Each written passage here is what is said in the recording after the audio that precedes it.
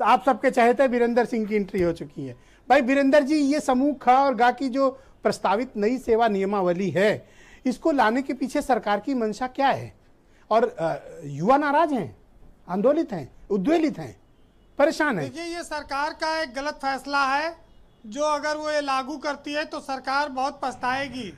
जैसे उसने पेंशन बंद किया है, इस देश के करोड़ों बुजुर्गों का नुकसान हुआ है, उसी तरह से ये फैसला भी गलत होगा। क्योंकि संविदा की नौकरी शोषण से भरी है, चाहे महिला हो चाहे पुरुष, शोषण होगा ये तय है। क्योंकि जो अधिकारी बदलेगा, 6-6 महीने 8-8 महीने में अधिकारी बदलेंगे, वो अपने हिसाब से उसकी व्याख्या करेंगे। 30-35 साल बाद नौकरी मिलेगी, 5 साल आपको संविदा पर रहना पड़ेगा और 50 साल बाद रिटायर कर दिया जाएगा। बीजेपी सरकार इससे अच्छा दिन और शायद कर्मचारियों के लिए नहीं ला सकती थी, यही अच्छे दिन हैं। 5 करोड़ नौकरियां कोरोना काल में अब तक जा चुकी हैं और बड़े बड़े MBA करके डिग्री धारक इस पेंशन में दाल चावल और टूथपेस्ट बेच रहे हैं, 10,000 की नौकरी ढूंढते हैं। लाखों रुपया खर्च होता है इनकी पढ़ाई पर, माँ बाप करते हैं, तमाम लोन लेना पड़ता है। ब्रजेश जी, बेरोजगारों की खान है, मेरा भारत महान है। यहाँ पूरा भरपूर मात्रा में मौजूद है बेरोजगार। और 13 लाख नौकरी बीजेपी ने अपने मैनिफेस्टो में कहा था कि हर साल हम देंगे, उत्तर प्रदेश में हमारी सरकार बनाओ। ये नौकरी तो देना दूर, ये मार मार के घर भजा रहे हैं। 50 साल से ज़्यादा जो हो जाएंगे, सबके यहाँ स्क्रीनिंग कमेटी बना दी गई है। जो है वो भी छीन लेंगे। मतलब ये जो हिंदू मुसलमान के नाम पर वोट दी है उत्तर प्रदेश की जनता, अब इनको मजा आएगा असली में। ये खूब बीजेपी चिल्लाते थे। अफसरों ने इस सरकार का कितना नुकसान किया है और उत्तर प्रदेश का ये बीजेपी संगठन में बैठे हुए लोग भी जानते हैं। बीजेपी के तमाम सारे बड़े नेता हैं संगठन के, जो इन अफसरों की कार्यशैली से नाराज हैं, दुखी हैं। संगठन के लोग तो क्या संगठन की बात नहीं सुनता सरकार में कोई? अगर सुनता होता तो ये फैसले इस तरह के नहीं होते। संगठन के लोग, कोई भी संगठन हो, वो जनता के बीच रहता है, गांव-गांव जाता है, लोगों का दुख दर्द समझता है। लेकिन सरकार में बैठा अफसर को इससे कोई मतलब नहीं। वो एसी में रहता है, बड़ी बड़ी गाड़ियों में चलता है, प्रदेश में बड़े बड़े फैसले करता है, उसको इससे क्या लेना देना।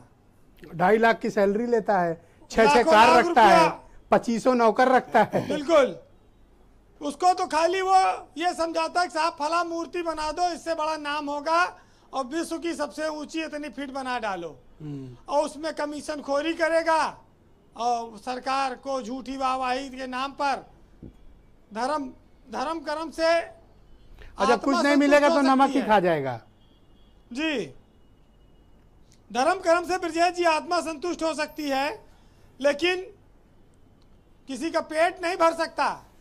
पर ये संगठन वाली बात आपने बड़ी चौंकाने वाली बात बताई कि मतलब संगठन के लोगों से भी बीजेपी के कंसल्ट नहीं किया जाता। नहीं, बीजेपी के नेता आए दिन चिट्ठी लिख रहे हैं अपनी सरकार पर, अफसरों के भ्रष्टाचार की पोल खोल रहे हैं, अफसरों के फैसलों की शिकायत मुख्यमंत्री से करते हैं।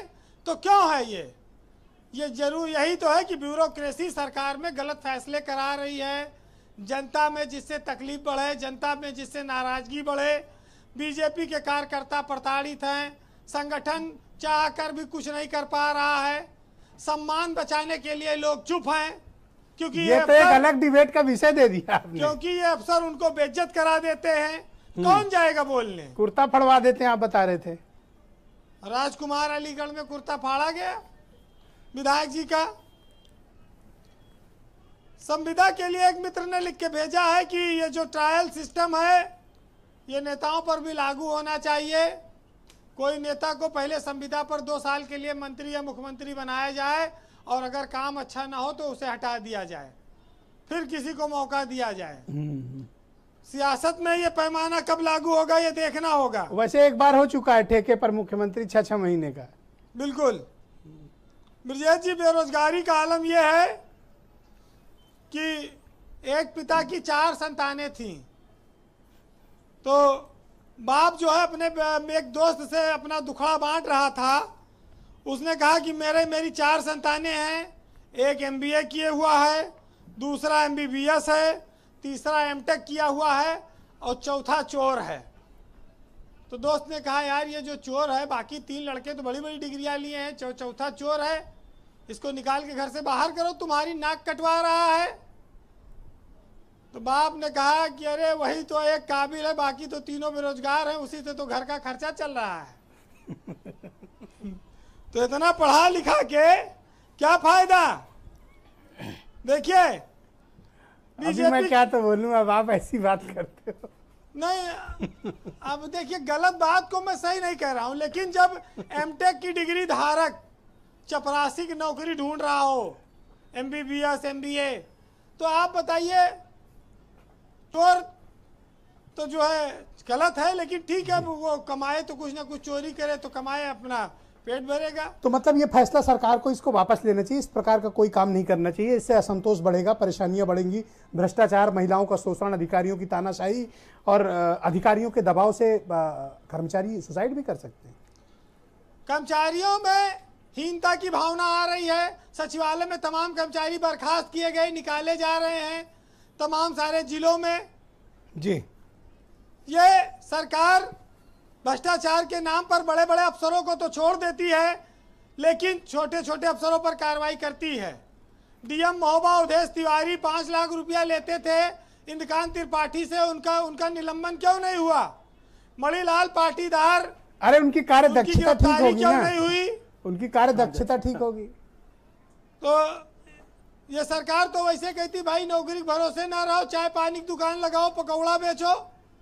जी, कंक्लूड करें वीरेंद्र जी। एक साहित्यकार ने लिखा है जी कि गुलामी की जंजीरों से स्वतंत्रता की शान अच्छी है और चंद रुपयों की नौकरी से चाय पकौड़े की दुकान अच्छी है। जी, तमाम सारे लोग इसी में लेते रहते हैं मजा। तो आज का साहित्य प्रस्तुत करें। जिस देश के ने लाल बहादुर शास्त्री जैसे नेता देखे हों, जो फटी धोती पहनकर भी जनता के बीच रहते थे और चप्पल नहीं पहनते थे पाँव में, कि मेरे देश के गरीब जनता के पैर में चप्पल नहीं है। अरे आज तो अपनी धोती बचाने की बारी है। और इस देश में ऐसे भी नेता हुए जिन्होंने कहा मेरा सपना है कि जो हवाई चप्पल में चल रहे हैं वो हवाई जहाज में चलें, और वो 2-2 किलोमीटर पैदल चले, उनका इक्का तांगा रिक्शा तक नहीं मिला। इक्का मतलब ये जो बैलगाड़ी? हाँ, तमाम ठेला तक नहीं मिला कि ठेला बैठ गया, पैर में छाले पड़ गए। ओके। उनके राज में। जी जी, तो साहित्य दीजिए वीरेंद्र जी। मान बिक गए, ध्यान बिक गए, कलम बिकी, सम्मान बिक गए, और छोटी छोटी सुविधाओं पर बड़े बड़े ईमान बिक गए, और सोच समझकर मुंह से बोलो दीवारों के कान बिक गए। और उनसे पूछो जिंदगी क्या है जिनके सब अरमान बिक गए, और नग्न रह गई जीवित लाशें, मुर्दों के परिधान बिक गए। और चोरों को मत दोष दीजिए, घर के ही दरबान बिक गए, और पशुओं की कीमत लगती है, बिना मूल्य इंसान बिक गए। बहुत बहुत शुक्रिया आपका वीरेंद्र जी, बहुत बहुत धन्यवाद। भाई अशोक पांडे जी, इस तरह के फैसले जब सरकार करती है, और ये कोई सामान्य फैसला नहीं है, ये एक बड़ा फैसला है, इस फैसले का नुकसान भी आपको हो सकता है, तो क्या ये संगठन से बातचीत की जाती है?